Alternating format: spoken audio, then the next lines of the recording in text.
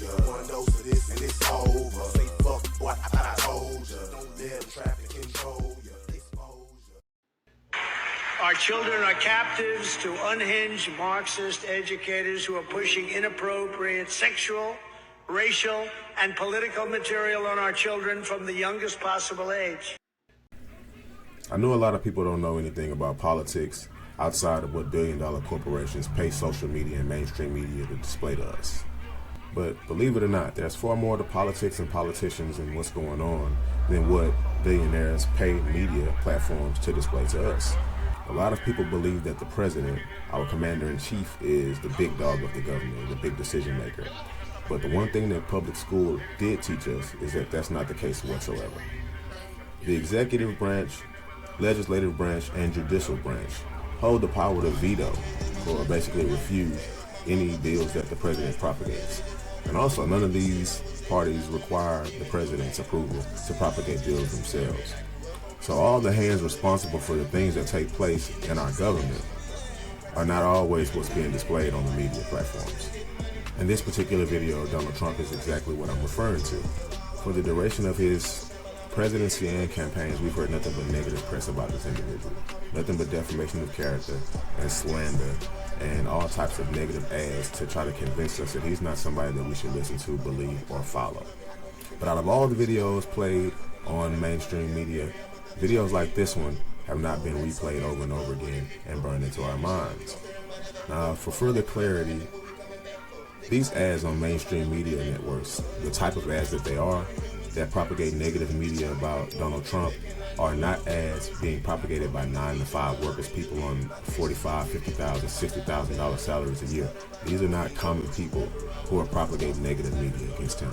These are billion-dollar industry owners who don't want us to listen to him, who don't want us to believe what he's saying and what he's exposing. These are company owners. These are rich people. These are not everyday family people that are paying for us to be manipulated into being against this man.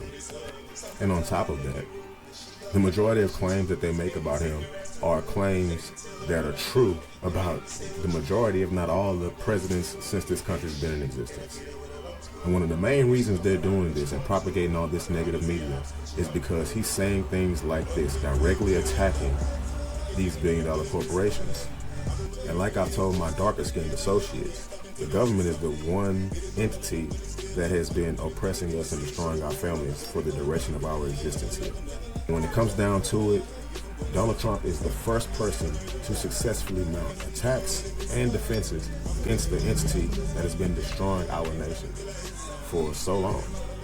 I'm not saying that makes him our God, a messiah, or a positive role model, somebody to look up to, but strategically in a war, he's definitely someone that we could take notes from.